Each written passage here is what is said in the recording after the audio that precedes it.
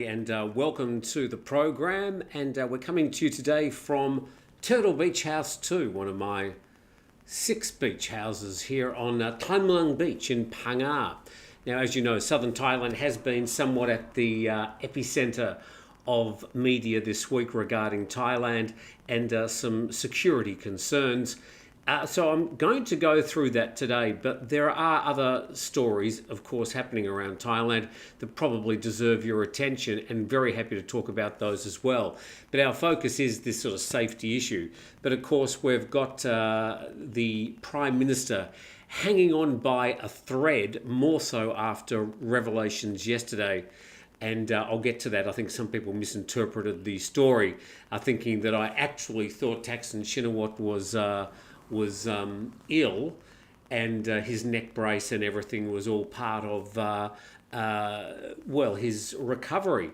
But I think you missed the point of the story, but we'll get to that a little bit later. Plenty of people online, and great to have you with us as we sort of wade through all this today. I haven't really made things look nice. There we go. Just make the cushion look good there. We'll put another sort of cushion up here. There we go. Bit of set dressing. Things look good. So great to have you with us. And no matter where you are today, you're very welcome to join in the comments. Hard to have a conversation, I know, because you're saying something and you're waiting for me to read it out. I do my best to get through them. Now, what's something I had to cover in relation to the channel? I'll think of it during the program and I'll mention it. But I'm looking out across the Andaman Sea and the Tham Luang Beach, which we call Turtle Beach here. And I can report that we have cloud cover today. We even had a few drops of rain a bit earlier, so not a perfect day. But always pleasant here because we've got the beach. And when the wind picks up and we get the waves, it's a different experience, but still quite nice. All right, so I'm going to say hello to everybody first, then get into the latest about this security issue in southern Thailand and see if we can figure out exactly what's going on. I've got my own theories, but of course I don't know any more than you.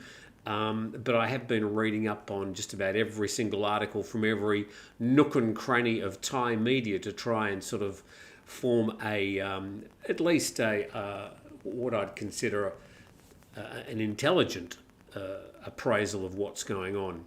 Good morning from Nonthaburi, says Scarface. Trip on this. All the usuals from Ottawa in Canada. Daryl McGee says hello to everybody. Hi, Daryl.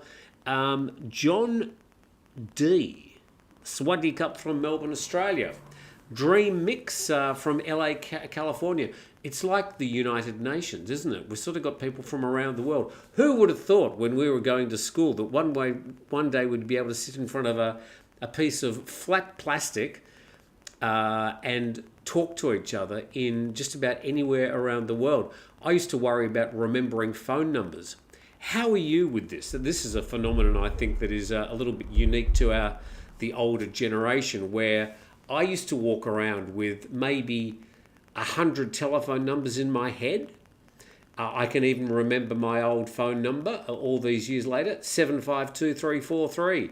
So yeah, we had these seared into our brain because the only way we could remember telephone numbers was to either remember them or to write them down. We had things like the teledex, which seemed very, very forward-thinking at the time, where you could move this lever on a plastic lid to the alphabetical first letter of the person's name or the company's name you were wanting to call, and you press a button and it clicks up and there's all the T's and there's all the A's and there's all the S's. So yeah, we thought that was very clever. Did you remember telephone numbers? I had a very good brain for telephone numbers. Don't know how I ended up so stupid, but there you go. Good morning, says Between Drinks. Good morning, Tim. I believe with due care and diligence, the average person visiting or residing in Thailand, as I do 180 days a year, are safe. Naturally, crime victims would disagree with this. Yes, I mean, the question in the thumbnail is, are we safe in Thailand? Or I can't remember actually what I wrote, but asking questions about safety. Generally, Thailand is very very safe when you compare it to just about any other location. You put a whole lot of tourists from different parts of the world all together in these different tourist hotspots, and you're inevitably going to get trouble, particularly when you mix it with drugs and alcohol. You're going to get a few spats. But I would say generally Thailand is extremely safe. My coffee has arrived, and I'm very, very grateful. 100 baht. I think it's very expensive. Very expensive. What have I got here? There we are. 1 baht. Thank you very much. Thank you so much. It's great. So between drinks, thank you for that. I think you're right. PG Santa, I think he's on the case here. I think Tim's going to focus on the issues in the south involving the separatist movement, not general crime. So, I mean, this is interesting. 2 people have been arrested, 2 people still on the run. And are they linked to the broader separatist movement? I think that's a first port of call when it comes to suspicions and where the people might come from, but we really don't know at this stage. So I'd urge people to not jump to conclusions. I think we make that mistake. Often your initial conclusions can turn out to be 100% correct. But in the media, we try not to do that. We try and just look at all the information that's available and draw some valid conclusions. Oh, God, what a crazy name. Nebo JSA Mode. I have no idea what that is. He was lucky enough to get on top of it before any money was stolen. I'm wrong to suspect his denials were sold to criminals in Thailand to be used in Australia. Thanks for that. I have no idea what you're talking about. Hello to all from, got the usual problem, warm Chicago. Gail Foss, thank you very much. And last night we were watching the Squid Game, and Daisy was playing with her favourite squid toy, thanks to you. And all we ever hear in the morning is squeak, squeak, squeak. She's playing with the toy. Hello, Gail. I'll never be able to forget you. Good morning from Bangkok, says Ryan and Laurie Adventures. Ray, and Laurie Adventures. Great to have you with us. Luke Manton, and tell us what the vibe is in Bangkok. Are they talking about the situation down here in the south? Sometimes I sort of think that if it's not happening in Bangkok, it's just not happening, and they don't tend to really talk about it much. But I'd be interested to know if any of your friends have been bringing that topic up in conversation. Good evening from Victoria in Canada. I also come from Victoria, but a southern version of Victoria in Australia. And good morning, so that's from Brett Border. Hi, Brett. Howdy from Central Texas. Guzzy Jack. Now, as I've said, I have been to Texas quite a few times, and I have relatives in Lubbock. Now, I don't know if Lubbock, excuse the cough, is in Central Texas or not, but I know there is just nothing, or it is just flat. Probably one of the most uninteresting places I've ever been to. But my relatives are there, so of course that does make it interesting. So, hello from GA, Georgia. Savannah, that's a great name. Good morning, Tim and fellow viewers. So, look, I'll get more to the hellos and everything, but great to have you all with us, and thank you for taking the time. I'm going to have a sip of my coffee. Oh, that's actually very good. And I'm going to go through the latest information about the security. So, we'll go to the magic machine here. It all started earlier in the week, done these stories already, with Phang Nga police arresting 2 men after explosive device is found in a car. I said at the time that it sort of looked like somebody had gone and typed in popular mechanics, what does a small bomb look like? And it looks almost exactly like it. And whether it was an explosive device or not, that seems to be a lot of the questions at the moment. And since then, this is reported yesterday, 2 more suspected explosive devices found in Krabi and Phuket. Krabi, a separate province to Phuket. and 2 more suspected explosive devices were discovered in these 2 southern Thai tourist provinces on Friday afternoon. Now, remembering that's the key here. These are prominent tourist locations. This is not sort of up in the northeast in largely residential sort of areas of the country where tourists are not frequenting. These are sort of, I suppose, what you'd call the headline tourist areas in the south.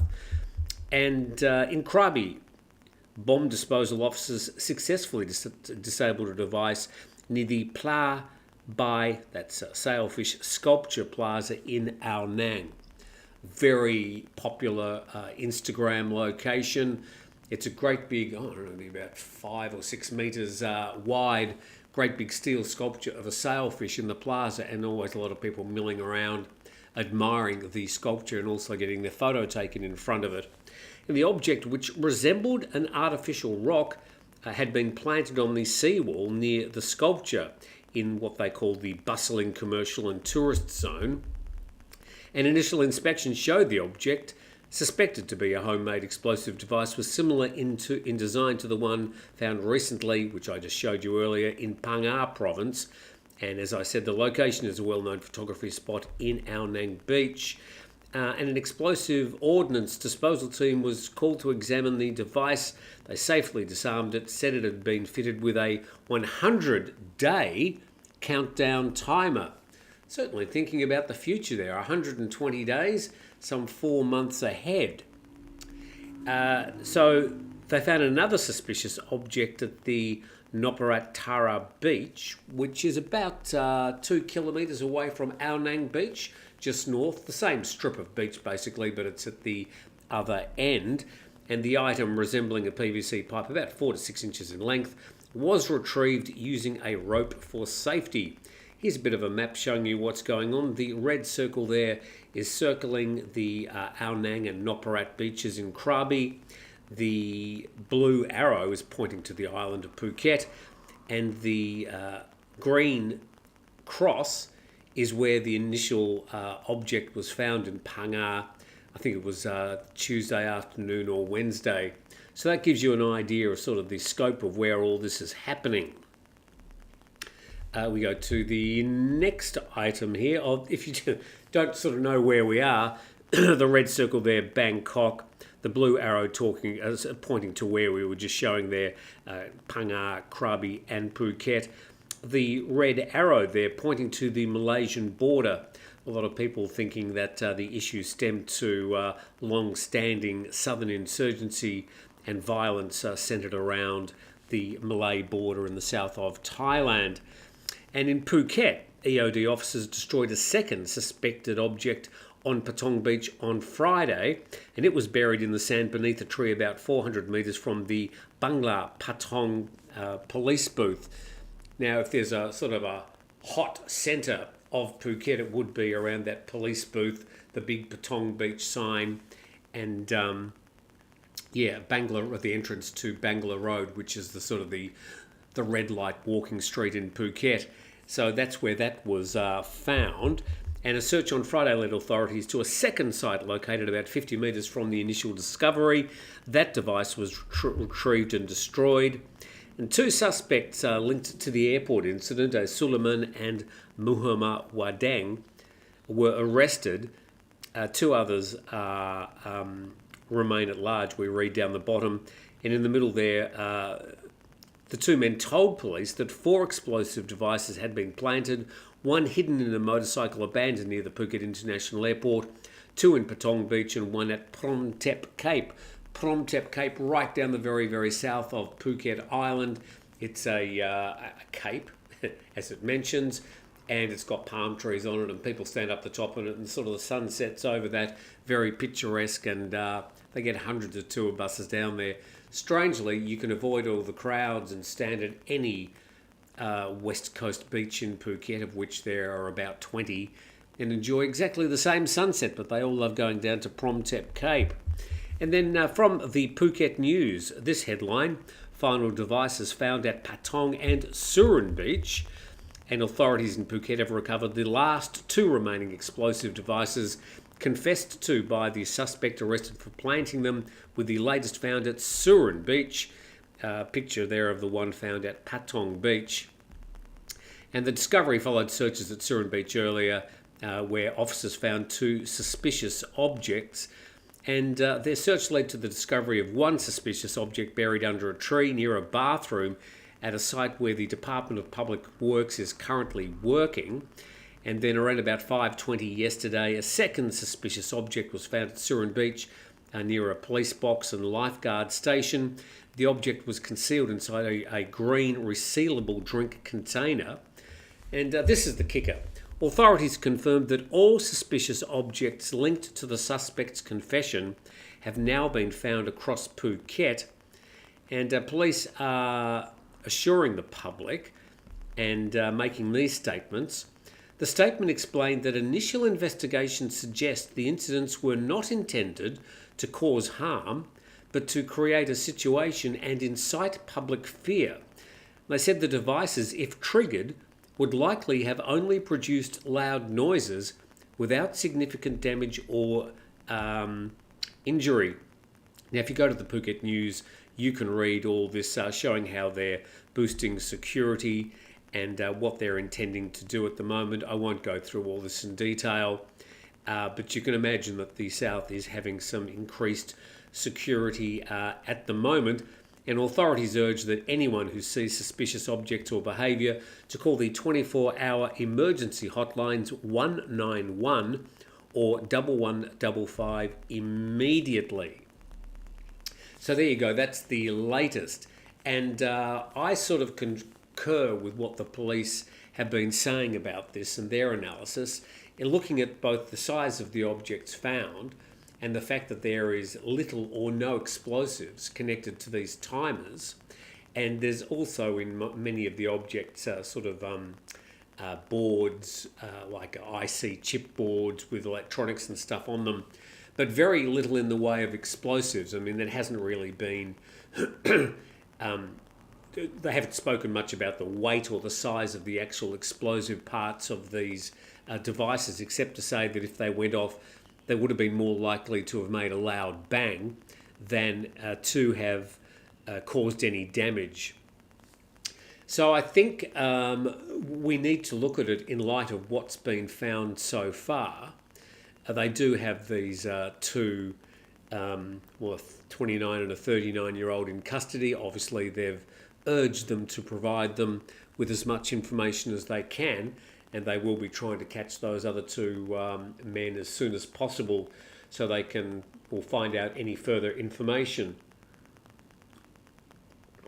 And you can also be assured that this whole southern region, including but not excluding other provinces, Phang Nga, Krabi and Phuket, are just being swarmed with security officials, police and army officials. There are a lot of checkpoints.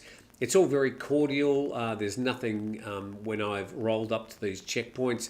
They're very friendly, just having a quick look in the car and waving me off. But it does give you, I suppose, a sense that they're on top of this.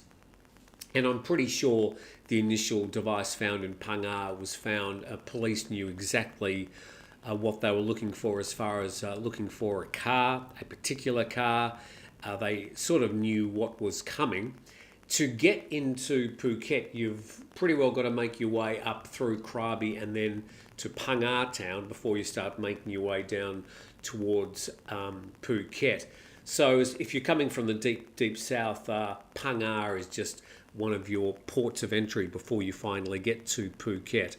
So I think they had pretty good intel earlier in the week, and they were waiting for these people, and they were able to intercept this first device. But when you look at it, you sort of think, if you were going to make an object that looked like some sort of explosive device, then that's exactly what it would look like.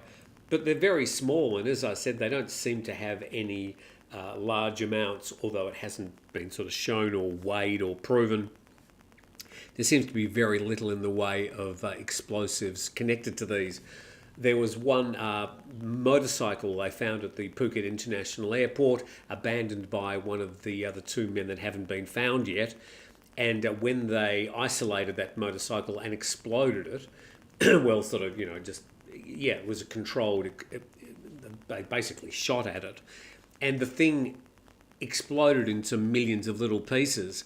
But there's nothing about the motorbike that exploded. It was just the weapon used to aim at the bike that caused it to shatter into hundreds of little pieces. So there didn't appear to be any explosive in the actual bike. So having said all that, we've got a little bit more to say about the Shinawatra a bit later if you want to talk about that. But that's sort of what I have to say. If you've heard any more information, I'm happy to hear about it. But I think I can relatively confidently say that given the coverage of the story and given the presence of security officials and police around these tourist areas, that people should feel comfortable in visiting the area at this time. And obviously, if you see anything that looks a bit suspicious, and I'm not talking about Steve Ross. By the way, Steve and I back tomorrow with Grumpy Old Men. Be uploaded around about 10 a.m. in the morning. So if you do see anything suspicious in these areas, there those phone numbers. What it was, 191 and 1... Of course, I can't remember it. 191 and 1155. 1155, I think that's the tourist police phone number. But they've got a lot of people there speaking different languages, which should be able to take your call. 191 or 1155. Okay, we'll go to your comments, and very happy to hear from you what you have to say about this. But yes, people from around the world. Hi from Chiang Mai. Well, CM, I'm assuming it's Frank Cherry, so it's Chiang Mai. All quite calm here. Good morning, all. Aloha, Tim. The other question is, if you read stories like this, a bit like the earthquake in Bangkok, or just north of Bangkok, did you suddenly say, oh, I'm cancelling my holiday, I'm not going there, it's not safe? Now, the earthquake situation, I'm sure there would be some people who may have thought, oh, gee, Bangkok is prone to earthquakes, which it's not. The earthquake didn't even hit Bangkok. It happened 600 miles, about 900 kilometres away. But it was strong enough in Myanmar, in the middle of Myanmar, to affect Bangkok. But no, Bangkok is not really on an earthquake-prone area. But it did, I'm sure, put some people off from either booking a holiday or cancelling a holiday they had coming up. But a bit like the tsunami, I live 50 metres from a Phang Nga beach, facing exactly where the tsunami was coming from. All those years ago, 20 years ago this year, 20 years ago last December. But I don't give it a single thought at any time of the day, at any time at all. So a bit like the earthquake, I'm sure people would have forgotten about it now. But is this security situation in the southern part of Thailand, would that put you off visiting the area? And what more do you think the police and the officials could do to perhaps make people feel more comfortable? I think they've done enough, but I'd be interested to hear what you think about it. Howdy, Tim, says Tim from southeast South Dakota, which is sort of in the central northish part of the US. Not great with US geography, I do try. Aloha from Hawaii, says Aku Bone Media Presents. Some of you got some very, very long handles. Dorothy Ruby Red Munchkin, I'm used to you. Hello from San Francisco, soon to be back in the kingdom. And so plenty of things to say. Are people going to actually say anything about the issues? Hi Tim, there seems to be a lot of negativity about expats and many are leaving. Should I be concerned about retiring in Thailand in the next 18 months? This from Johnny Canuck. Look, I've even done a video about this issue, but I mostly did the issue to try and point out the facts of the situation. And you could say any time over the past 20 years that there are many expats leaving Thailand. Expats leave Thailand, expats arrive in Thailand every single day of the week. Now, at the moment, as I showed, I was able to numerically demonstrate that there are more expats in Thailand now than there were a year ago and even more than 2 years ago. So it's not as if suddenly expats have just been making an exodus out of Thailand and that we're down 10, 20, 30, 40% in the number of expats. In fact, the number of expats has grown in the past year. So a lot of the headlines you're seeing, and it's just been a favourite YouTube channel, storyline and headline. Why do they do the story? Because you can type into YouTube things like, what's a hot topic I can make a video about, literally. Or you can go to DeepSeek or ChatGPT and ask the same question. What's a hot topic? What's a good headline? And they'll do all the hard work for you and tell you. So obviously this expats fleeing Thailand has been a hot topic, but it's mostly bullshit.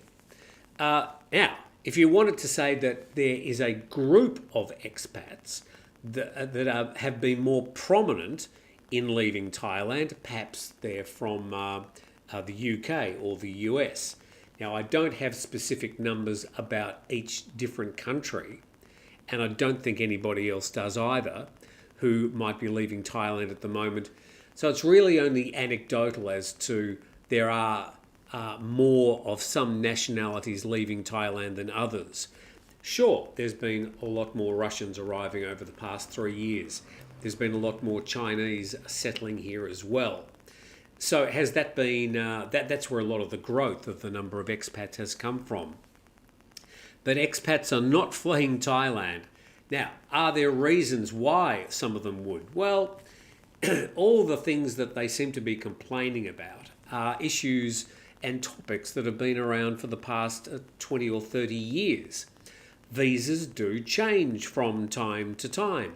I don't think they change any more here in Thailand than they do in other Southeast Asian countries. The Malaysia as my second home visa has been changed multiple times over the last 2 decades, recently been changed again to make it just a little bit harder to take advantage of what was once a very popular long-term visa for Malaysia. But Thailand does change from time to time for sometimes political reasons, sometimes what they perceive as security reasons. Last July, they increased the long-running 30-day visa exemption to 60 days. Now, earlier this year, they spoke about changing the 60 days back to 45 or 30 days because there was a thought that there were some people who were taking advantage of the extended visa-free stay and getting up to egregious activities that were causing harm to Thai people. The thing is that if those people want to come to Thailand, there are plenty of other visas they can use to stay here even longer than 60 days. My gut feeling is that we haven't heard much about that. As we know, the government's had other things on its plate to worry about. But I think there's going to be less concern about changing the 30 days anytime soon back to 30. I would more likely predict that there could be restrictions on the countries that can take advantage of the 60-day visa exemption. But at the moment, it just hasn't made its way back to the headlines. And I think because we've seen a small drop in the total number of tourists, mostly driven by a 20 to 25% drop in Chinese numbers, that's been very significant. I think they're more worried about addressing that. Numbers of tourists from places like Australia and Europe have actually gone up over the past 6 months. But definitely, if you want to look at the total numbers, there has been a drop, and I think the tourism czars will be more inclined to want to keep tourist numbers arriving in Thailand. So that's the way I see that. Hello from Tampa, Florida. That's from Kevin Noga. So Johnny Canuck, I don't think there's any problems with retiring in Thailand at the moment beyond the ones that people have, the problems they've had for years. You might want to say The visas are harder to get at the moment. I experienced that when I went for a recent B visa, which I've got. I've got my residence certificate. I've got my work permit, my new work permit. So all that's been resolved. But maybe getting a visa or even renewing a visa is a little bit harder these days than it was, say, 10 years ago. Is it more difficult than any other Southeast Asian country? I'm not in a position to make that claim. But, I mean, every Southeast Asian country has got its rules and they can change those rules from time to time. Johnny, I don't think you've got any problems. Just do plenty of research, speak to plenty of people, and, make an educated decision. KC in 9PX. It's unclear as to if foreigners can use the Phuket border crossing. Any clarification? Look, as far as I know, the land border crossings from Cambodia to Thailand and from Thailand to Cambodia are closed. Now, I believe there is, they'll let people through for compassionate reasons. They're letting school kids through. Might be some much older people dressed up in school kid outfits recently. But my understanding is generally they're keeping the borders closed. Now, the situation is very fluid, so you do need to get the latest intel. I don't have any additional information to suggest that they've been broadly opened again. If some Thai army officials are letting groups of tourists and foreigners through, I have no idea. I haven't heard. But pretty much as far as the media is concerned, they're reporting that the border crossings are largely closed. The land borders, I believe you can still fly from Bangkok to Phnom Penh, for example, or from Phuket to Siem Reap. But the land crossings are closed. Wichita Falls is North Texas. Thank you very much, Kazzy Jack. I'll forget that immediately, but thank you for clarifying. I'm in Vegas, says Turnkey Names. Has anyone been here? I went to Vegas in 1983. I was in America for the America's Cup, which we won.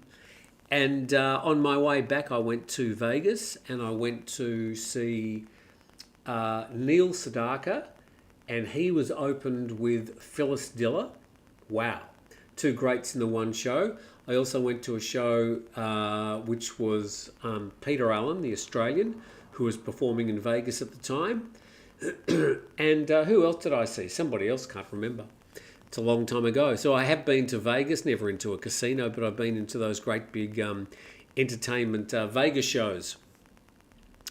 Okay, what else we got here? Oh my God, planned terror attack at the beach. Shano Traveller.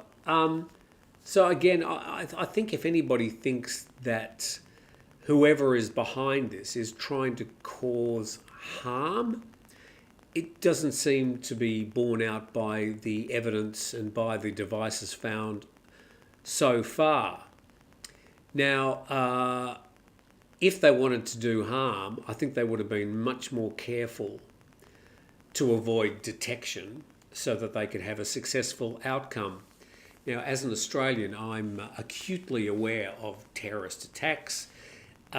We had a very bad one in 2002 in Bali at the Sari nightclub. 88 Australians were killed, and I think there was another, I can't remember the numbers, but 190 or 200 other people killed as well. But the largest number of people killed from any one country were Australians. Of course, Bali very popular with Australians generally. And it was very clever what they did, well, clever in a completely sinister, evil way, is there was a nightclub next door and they exploded a small device in there, which made everybody run out and into the cover over the road in the Sari Club, where 30 seconds or 40 seconds later they exploded a much bigger bomb, causing all the deaths and damage. So these terrorists, if they want to cause damage, they certainly can. And I just think that this is some attention grabbing. We don't really have any claims of who is behind this. whether it's a small group of disenfranchised people from the south or whether it's backed by some larger organisation. That information hasn't come out yet, and there will be plenty of speculation. A lot of people, of course, just jump to pointing at people from who may follow the Islamic faith, given the names of the people that were arrested. That's probably a solid guess, but we shouldn't just assume, therefore, that all people who follow the Islamic faith are automatically terrorists. Yes, there have been some awful terrorism attacks orchestrated by people of the Muslim faith over the years. There's been plenty of other atrocities and war committed over the recent centuries from people who have other faiths as well. I'm sure I'm going to get comments about that. KC in 9PX says, Johnny NYK, I'm heading to Hua Hin, but might relocate to Bangkok after my 12-month visa extension is approved. Okay, so people talking about their plans to move here. Brett Border, Lubbock is famous for Waylon Jennings working with Buddy Holly. Okay, when I went to Lubbock, Texas, I don't think you want to hear this. I went to this huge barn. I mean, it was a warehouse. It was a humongous building. Aircraft terminal sized building. And it was a boot scooting barn. And there was this track around like a sort of a roller skating rink. It might have been a roller skating rink at some stage. And people threw out the roller skates and pulled on the cowboy boots. And there were thousands of people in there, boot scooting, just slowly sort of moving around this track. Band in the middle, bars, people milling around, and then sort of seats and things on the edges. There were thousands of people in there. I was about 33 at the time, and I remember they stopped me and asked me for my ID. Never a happier man has been. So that was interesting. So yeah, we had to. I didn't have cowboy boots, but the family I was staying with found a sort of a big leather belt, and I had jeans. I looked the part. So yeah, that's my memory of Lubbock. I think somebody also wrote a song, a country music song, of course. Happiness is Lubbock in the rear-view mirror, or something like that. Okay. Sweaty Cup from Crisp Cool, Sydney, Kun Spunky Tim. Thank you very much, Pat Ty. Okay, I'm just sort of trying to find anything that's not talking about Waylon Jennings or Lubbock. Hello, everybody. I'm back from Istanbul after 4 weeks, says Alpha Bravo. On my bucket list, but I fear it's become very touristy. Tell me, Alpha Bravo, have I missed Istanbul? Is it just gone to the tourists? Istanbulites walking around with water pistols, telling the tourists to piss off. Okay, so let's just move back here. Plenty of comments. Kun Tim moves the earth and quakes Thailand with his vibrant personality. Please turn it off. Good morning, Tim. Good morning, everyone, says Corey Jackson. Hi, Corey. It's quite hurtful and heartless for so many to believe his illness was being faked, says Steve Austin. This is referring to Thaksin Shinawatra. I've got something to say about that in a moment. The Wu-Tang life. The Thai baht is very strong right now, so you don't get more bang for your buck anymore. Gold prices are very high. Well, look, as far as the Thai baht is concerned, I think I can show you on numerous charts with numerous currencies that the Thai baht really hasn't shifted much over the past 10 years relative to many different currencies. I think the Australian dollar has fallen against the Thai baht more noticeably than other currencies, the Thai baht being stronger than some currencies in other cases. Okay, so hi from Melbourne, says Ray Rogers. Question from AJ1. Will PM Petong Tan be temporarily dismissed by Constitutional Court on July the 1st?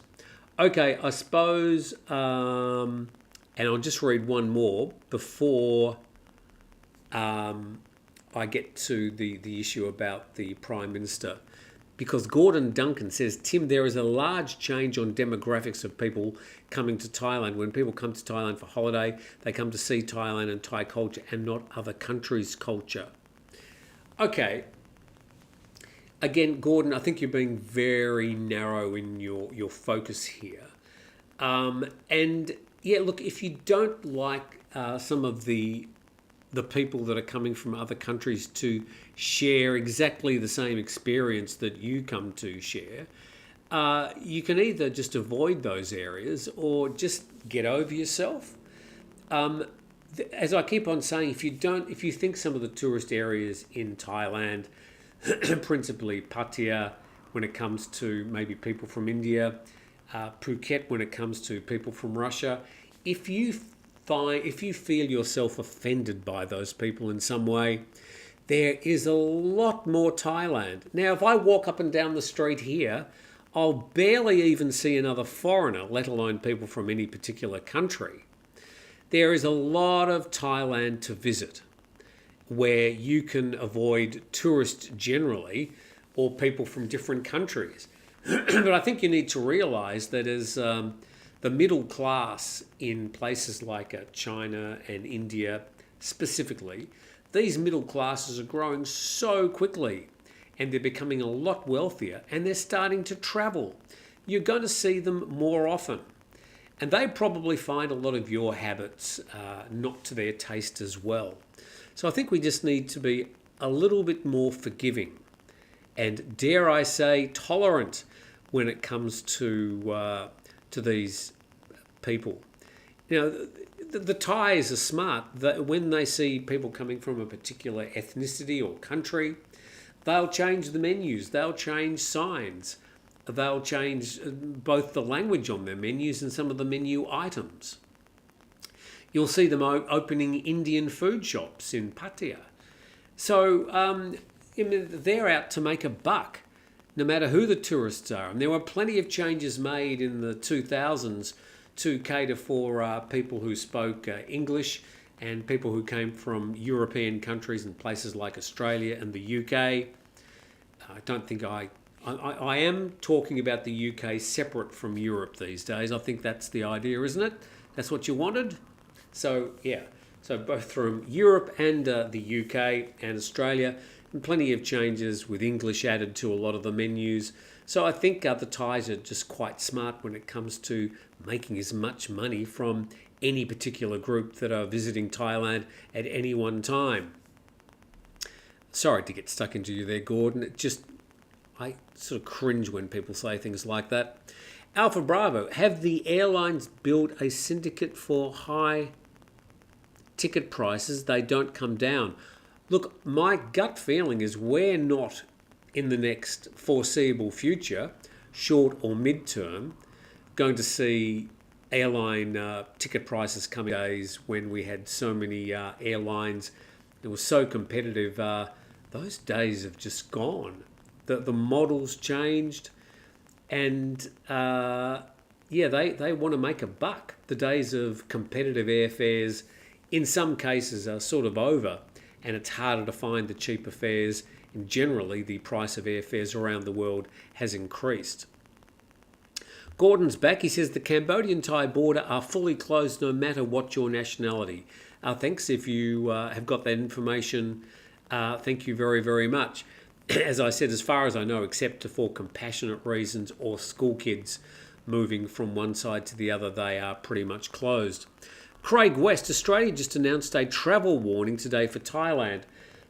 That's interesting. I think there were travel warnings related to the Thai-Cambodian border as well.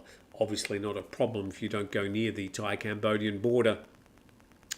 But that's interesting. So, yeah, I think it's important for people to be aware of the situation. Should they be concerned or worried or more than just informed about it? Probably not. It seems at the moment, no one has been killed. And it does seem to me that the Thai police and the security services are right on top of this situation, more so than usual. And we should pat the Thai police on the back for the work they've done on this. They seem to have been right on the front foot all the way along. Frank Rung's family ties OB8CI. Frank, you're going to have to change that. My next trip to Thailand will be alone. My wife died at just 55 on the 7th of January this year. Very sorry to hear that. I think you informed us earlier, Frank. So I'll be travelling alone to Thailand for the first time in 25 years. Obviously miss her dearly. Look, our thoughts are with you, Frank, and clearly it's a huge change to your life. And maybe just coming back to Thailand could be a cathartic experience for you. It will be very emotional. We appreciate that. But yeah, look, best wishes to you. And each day just gets a little bit easier. And so, yeah, we hope you do come back and that you enjoy your time here as best you can. Steve Austin says Alpha is called IATA, International Air Transport Association. Not sure what you're talking about. Life must go on until it doesn't anymore, says Frank. That's right. Just keep on keeping on. I think as you get older, hello, it just becomes more noticeable that people are leaving.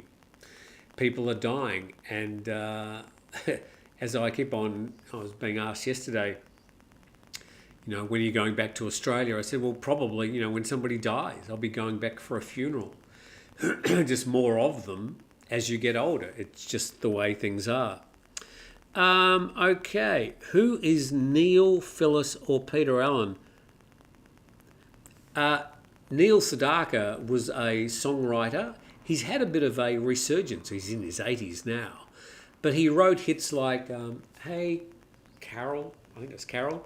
Love Will Keep Us Together, Captain and Tennille. He wrote Dancing in the Rain. He wrote lots of hits in the sort of late 50s, 60s and 70s. A bit of a songster. Phyllis Diller was sort of a breakthrough female comedian. Very self-effacing, crazy hair, a little bit risque, and people like Joan Rivers sort of followed in her step by sort of being even more risque in her days. And Phyllis was also an accomplished pianist and actually played in concert halls around the world, apart from being a very funny woman. A very classy woman too. So hopefully, just Google them. Neil Sedaka, Sedaka, Phyllis Diller, and Peter Allen, which is, yes, he sang I Still Call Australia Home, and plenty of other songs. Muck Foza. Good morning, Tim from London. Due to come over on September the 12th. Will this settle down by then? Safe? Can I still visit Cambodia as a tourist from Koh Chang? Yeah, look, I'm pretty sure this is probably going to blow over within the next month. It's just too difficult for too many people who just get across the border every day, just going about their lives, whose lives have been completely turned into turmoil, apart from the tourists being interrupted as well. But you'll be able to fly to Cambodia, I'm pretty sure. Things would have to get pretty bad for them to stop flights into Cambodia from Thailand. But look, I'm pretty sure that would be sorted out by then. The safety issue here in southern Thailand could be over already, and it'll just disappear into the headlines in the next few weeks. But, of course, we'll keep on top of the story if any new headlines appear. Okay, what else have we got here? I'm just not going to get to the taxing thing, am I? The Future Factory. If you think Thailand is more expensive than it was in 1993, then you should try Australia. As for Laos and Cambodia, if you want 1993 third world, you found it. Look, I agree with you. I think a lot of people saying, I'm leaving Thailand, I'm going to Cambodia. Well, not across the land, you're not. Or Vietnam. I mean, Vietnam is sort of the hot go-to place at the moment. And if you're going to retire in Southeast Asia, I would highly recommend Vietnam. Cambodia, I think you're going to be long-term disappointed. A lot of people, they go to Cambodia. It is cheaper than Thailand, but it's fairly one-dimensional, and I think you can get bored more quickly in Cambodia. Been there to Siem Reap to Phnom Penh, done the road from Phnom Penh to Siem Reap. I love Cambodia, but not a place I think I'd enjoy retiring to. Vietnam is growing quite quickly. Infrastructure, hospitals. I think people will, when they get a sort of a retirement visa sorted out there, it'll become a real competitor for Thailand. But at the moment, it's still really not a solid competitor. Thailand's still got the infrastructure.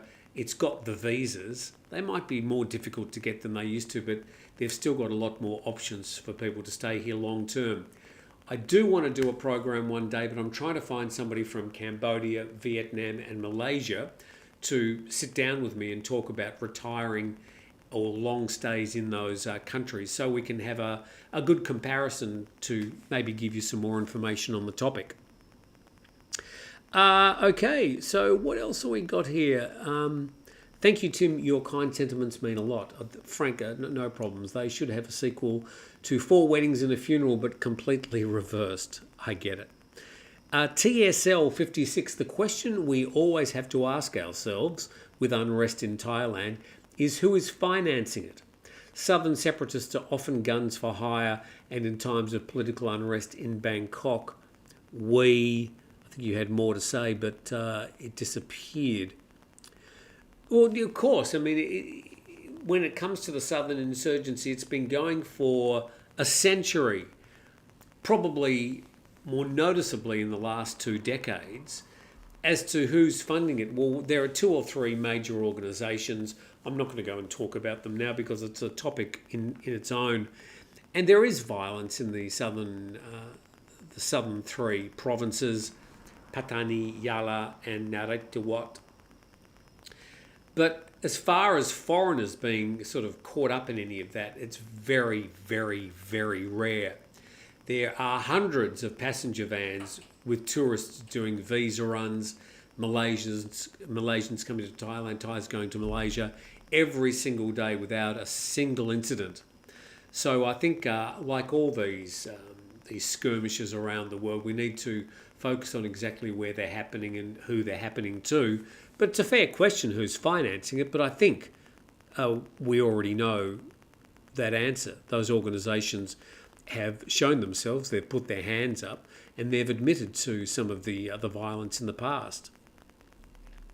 Very quickly, I just wanted to do this issue about the Thai Prime Minister as I go. Here we go. So this yesterday from... It's not working very well, is it? Does it want to work? Perhaps I have to click over here. There we go. Shinawatra checkmated. And I showed the photo yesterday of these two, Hun Sen, the Senate leader and former Prime Minister of Cambodia, and Thaksin Shinawatra with his neck brace and arm brace. And then the wider photo does indeed show the current Prime Minister of Thailand. With that in mind, we go to the story. And mostly this is editorial from Thai PBS. Any lingering hope that the Paetongtarn government would scrape through must have been dashed.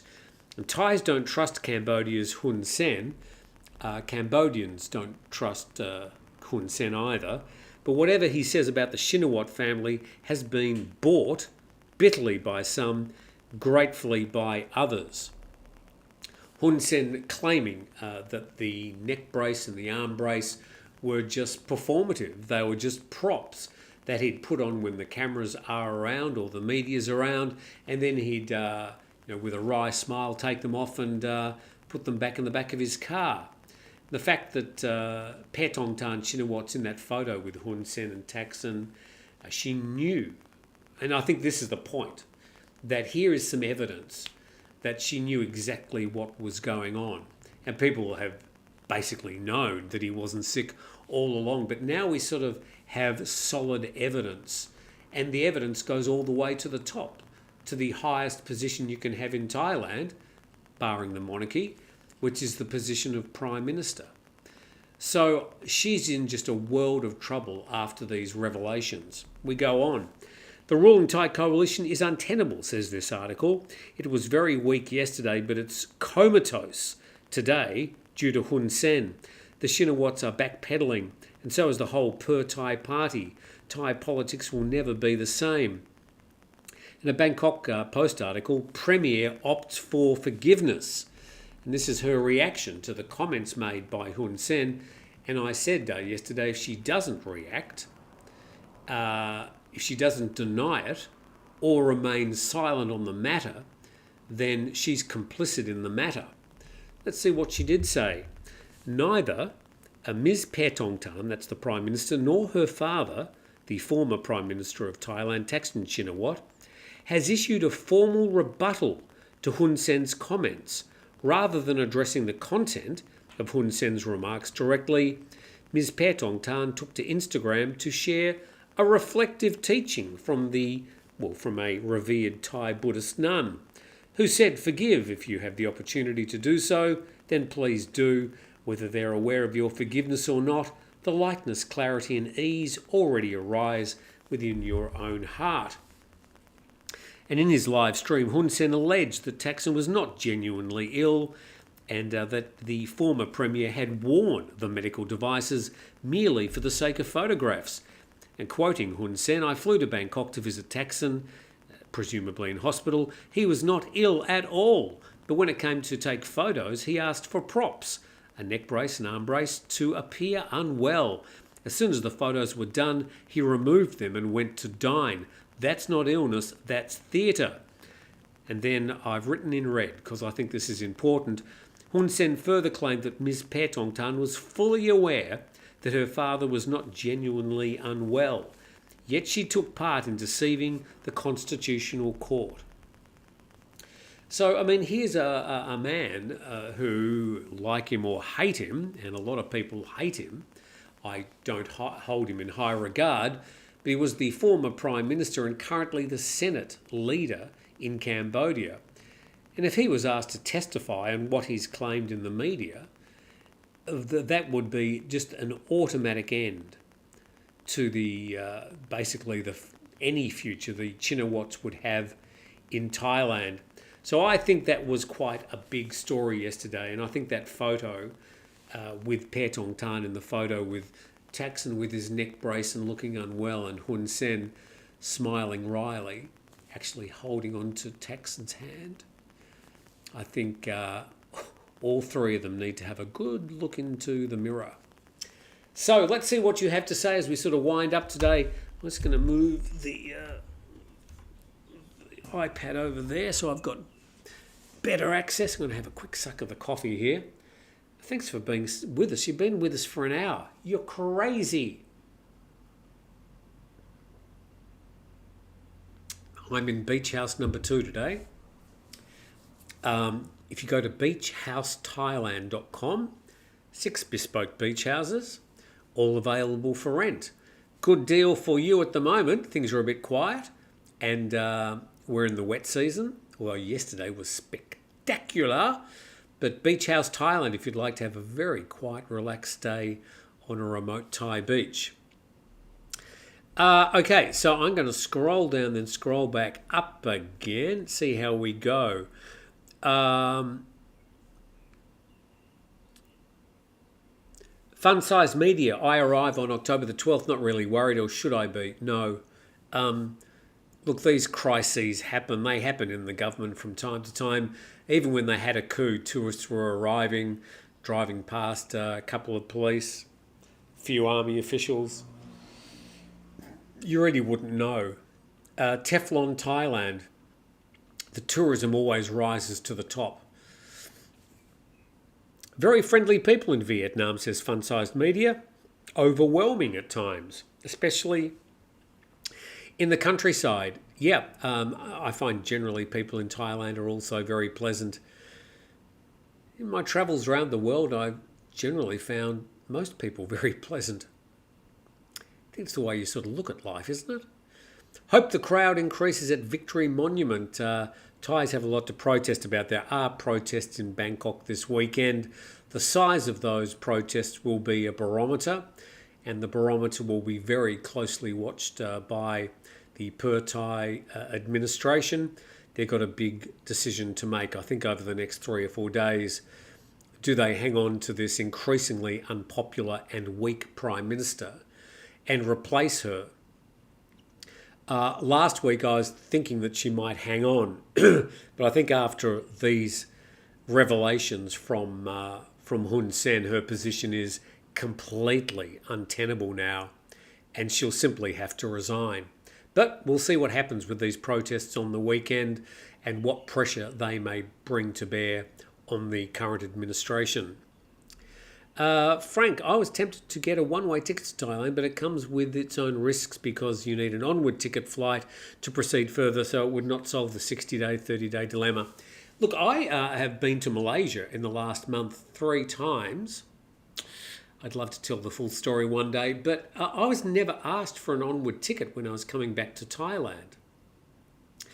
In fact, if I look back over the years, coming to Thailand, maybe 30 or 40 times. I don't think I've ever been asked for an onward ticket. The worst case scenario is if you're in the check-in queue and they said, where's your onward ticket? You have to have an onward ticket. The 2 things you can do is say, oh, I'm going to be applying for a visa while I'm in Thailand. I mean, they've got no real comeback from that. And the second thing is that you could just jump on your phone and book the cheapest ticket from Bangkok to KL, or wherever you can find the cheapest outbound ticket from Thailand, and then just jump back into the check-in queue. So I wouldn't worry too much about that. But the airlines are entitled to ask you for an onward ticket to show that you're not intending to stay in Thailand if you're on a tourist visa. But I haven't found it a problem, Frank. TSL 56, in Bangkok, shit happens down here to create feelings of insecurity in the electorate of the whole country. I think I might have missed some of your other statements, TSL, but thank you for that. Paul Pfeiffer says, love the shirt as usual. The rug we bought for the new Boho Beach House is this. And they had different sized rugs and a shirt to match. Oh, I'll have that. So if you go to Boho Beach House, this is the rug that you'll see on the ground. Steve Austin says, addressing Frank, I highly recommend purchasing a full refundable ticket. That's 2 ways. Once you arrive in Thailand, you can refund the return segment if you're with a full service airline. If you're coming to Thailand on the cheap, of course, it gets a little bit more difficult. Anyway, plenty of options for Frank there. Pad Thai, I'm enlightened with Neil, Phyllis and Peter by Kun Tim. Kop Kun Krab. My pleasure. Okay, they're all talking to Frank. Okay, TSL 56. So such attacks often happen here when governments are teetering on the brink, but it isn't always clear which side favours instability. Okay, if you're trying to link the situation with the Prime Minister, the Thai-Cambodian border, with what's been happening with these incidents in southern Thailand, I would disagree wholeheartedly. I think they're completely unrelated. Happy to be proved wrong, but just my feelings on the matter, knowing both situations fairly well, I think that's highly unlikely, but I'm sure there'll be plenty of people trying to put 2 and 2 together and getting 17. Paul Getat, original. Just say Paul. Why all this? Hun Sen was a soldier of the Khmer Rouge, sure, and then switched sides and started to fight along with the Vietnamese. This shows a lot. Opportunistic, to say the very, very least. As I said, I hold Hun Sen in extremely low regard. He's not an acquaintance of mine, not a person I would ever want to meet. I was pretty close. I did an interview at the Phnom Penh Post on, I arrived about an hour after Hun Sen had been in there telling the editors what he wanted them to write about. Apparently he used to frequent the offices quite often. But yeah, not a nice person. And certainly both the Shinawats and the Hun families have got pretty checkered histories, and I'm not sure if history will treat them particularly well. I have to say, over the past 2 weeks, where's Thaksin Shinawat? Where is he? Hasn't said anything. Seems to enjoy jumping on social media and doing live presentations, appearing in public plenty over the past year, but he's suddenly gone very quiet indeed. Thai Theo says, hello Tim, I find it amazing how the international press didn't pick anything up from the placed bombs.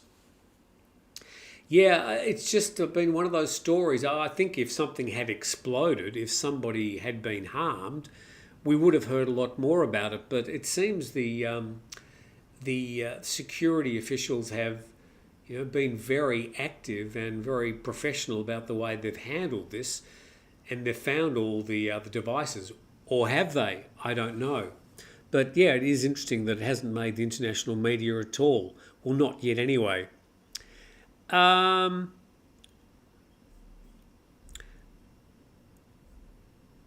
Lots of Thai education on Kun Tim show, says Pad Thai. Just slow down. I am not particularly well educated when it comes to Thailand. However, I'm well experienced, and I've written over 21,000 stories ever since I arrived here, written or edited, which means I had to read them. I've read thousands more. I mean, I'm very well read when it comes to Thailand, but it's not as if I went and did a course back in Australia or the United States, Thai culture or Thai history 101. But I think I'm fairly well experienced in what happens with the country. And speaking of such, Mr. Steve Ross will be appearing with us tomorrow, and he's even more versed in Thai culture and things of Thai history and Thailand generally. Have been to Thailand over 40 times, says Roger Wilco, and never been asked to show a return ticket. Well, that's my thing. It's sort of become one of those internet memes that, if you come to Thailand and if you're travelling on a tourist visa, the understanding is they're always going to ask you for a return ticket. Well, Roger and I have had the experience. I've only been asked once. Roger's never been asked at all. So it seems to be rare. But, as I said, the check-in are entitled to ask you for a return ticket if they want to see it. And a big thanks to James Geyer. Thank you very much for your support, James. Much appreciated. And it says, always looking forward to returning to Chiang Mai mid-November through mid-February, leaving from Los Angeles in 137 days. But who's counting? You are. Look, tell you what, James, why don't you just get out of your comfort zone and head down south? Come and see a beach with some palm trees if you get a moment. If you're here for 1, 2, 3 months, you've got time to pop on down. Come and say hello to us. Frank has a question. I thought we pronounced it Shinawatra. That's how it's spelled, but I hear Shinawat. I usually say now Chinawat. Apparently the sh sound is not correct. It should be a ch sound. And the RA on the end written in the English language apparently does not represent the way it's pronounced. So I think Chinawat is correct.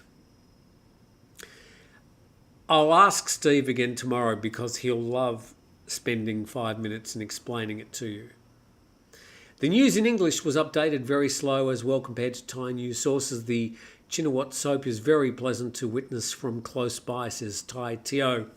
Yeah, look, there's going to be plenty of people who are glad to see the back of the Chinawat family. What's happened over the past couple of weeks, I think, really spells the end of the Chinawats. I can't imagine the Prime Minister's going to survive the week. And, I just don't know where they can go from here. They've made big comebacks, most noticeably with the rise of the Per-Thai party to form a coalition after the 2023 election.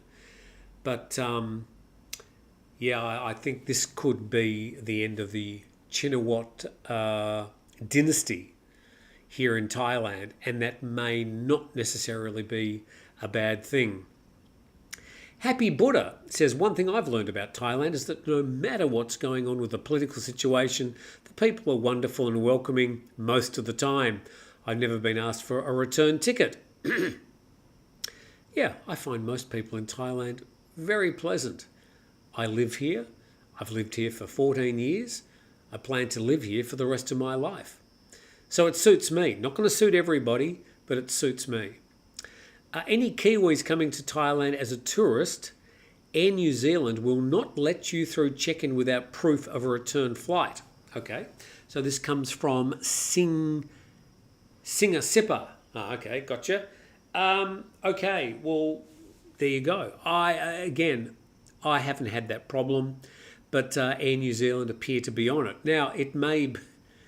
Well, I've just got to take you at face value, and that's what you say, so there you go. Forced to resign soon, or... So fun-sized media, I think being a little bit cheeky there.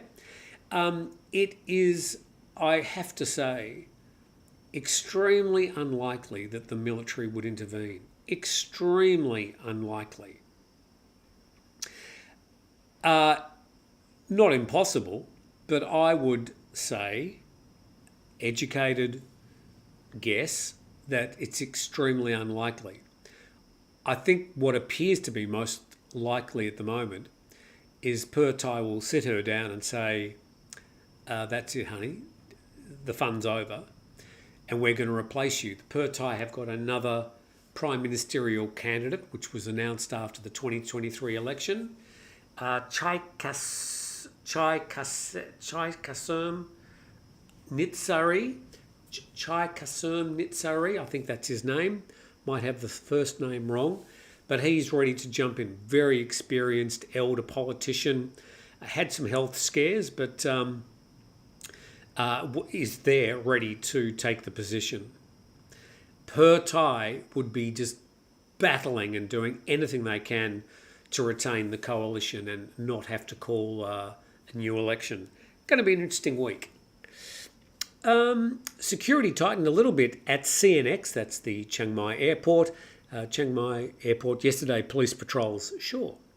Lived through craziness when Prem was in power.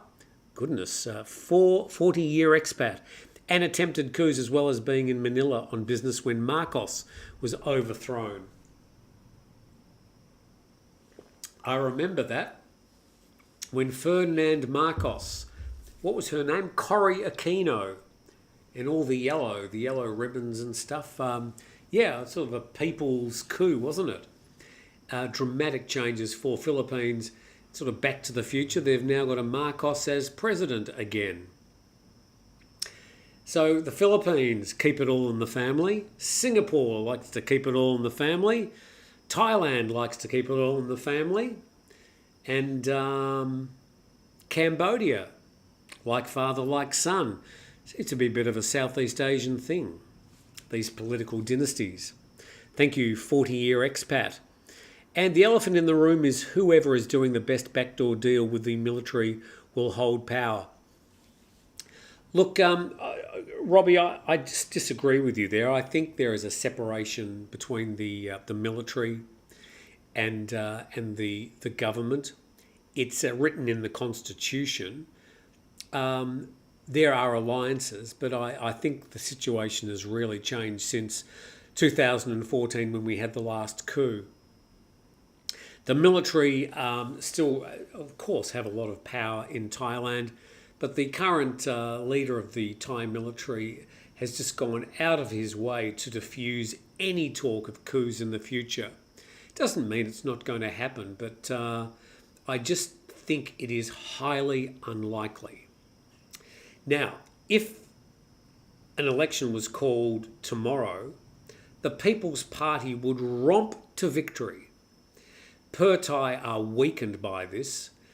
And I think you could have a situation, if there was an election held tomorrow, where People's Party would get the highest number of votes.